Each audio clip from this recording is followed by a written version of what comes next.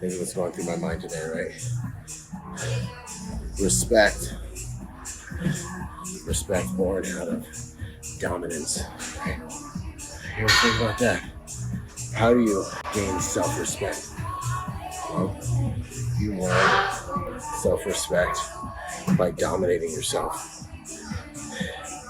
Any area, or even an opponent, there's so much that comes from learning dominance and how it breeds respect. You may not like yourself, but you have to wake up at 4 or 5 in the morning just to hit the targets you have in front of you for the day. But you respect yourself when you do it. This translates into relationships in some ways, translates into almost every area of life. When's the last time you really looked inside yourself? When's the last time you ripped your chest open and made yourself give up? If you're not doing these things to yourself in practice, if you're not tapping out every once in a while when you train yourself or when you train with others or in training, how do you know how far you're going to be able to go when you are actually fighting a dragon and having to face other human beings? There's someone badder, bigger, badder, stronger, faster, smarter out there. There always is. He might be training, or he might just be setting himself up to get lucky. Competence, strength, ability to perform doesn't come by how many likes you get on here. It comes by how many hours you put in on yourself on a daily basis. I know sometimes it can come across kind of intense and stuff. It's all done, sweet. And that's because it is. But I don't ever want anyone to miss the greater principle, which isn't about just working out or just being strong or formidable. That's really important, but it's not like a meathead thing. It's like working out has so much to do with interpsychic disciplines, making yourself stronger emotionally and mentally, right? You will walk around this planet completely different and have completely different interactions with other humans when you understand and know that you understand what you're capable of and are proud of what you're capable of. And I can say that because there's a whole bunch of science behind the quality of life people live as they are more healthy, in better shape, more attractive, versus the other side. You can love yourself no matter what, I guess, but in terms of the quality of life and the amount of help you'll be able to render to yourself and those around you, physical fitness and health is an extremely important component to that. Being grounded in reality is another really important component to that. But my point is, for this morning, is ask yourself, think about the quote, "Fatigue makes cowards of us all."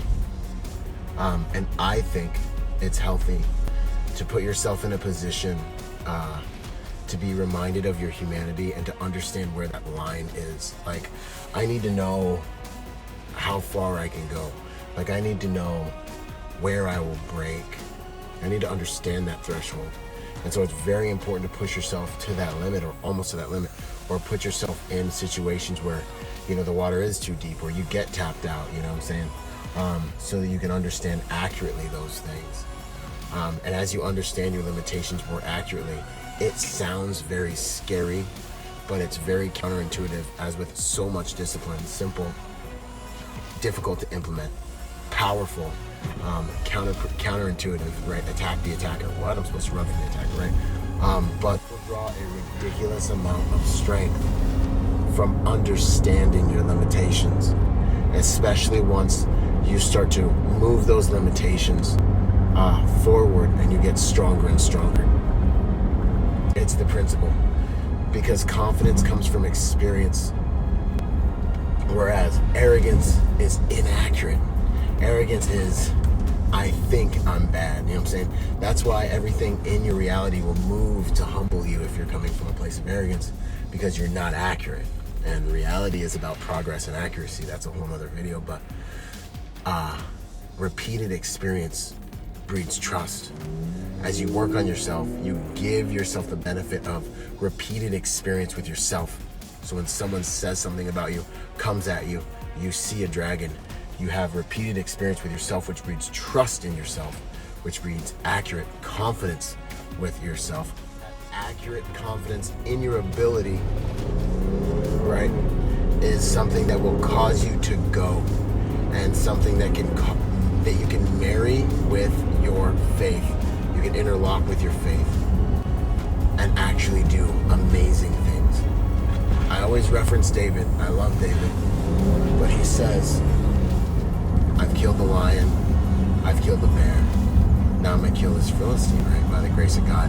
He kills the giant, he does something miraculous. Faith without works is dead. It's impossible to please the Father without faith.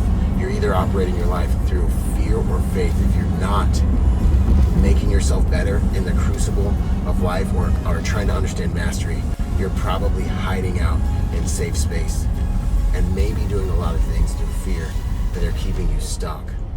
This is the road to generating competence and mastery within yourself. And through the base reality of competence, which is all a human can bring to the engagement. You bring your broken vessel, you bring your imperfection, which is something you've been working on for a very long time. You bring that to the equation. You bring the best you have to the equation, but it's better if you bring the best you have that you have been bettering over a lifetime.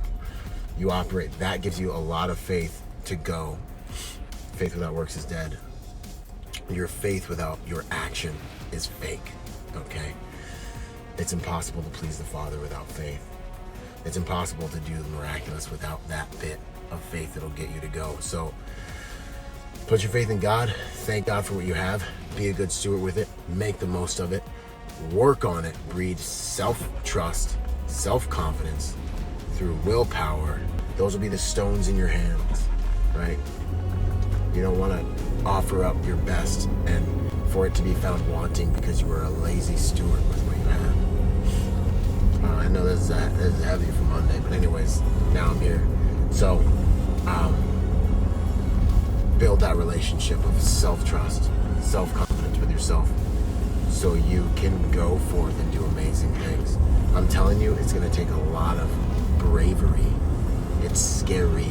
I am always a little bit scared, because of the fights I engage in to accomplish things that I believe I was put here to accomplish. I'm always a little bit scared, and I love it. And I let that fear fuel me. So go jump in some deep water.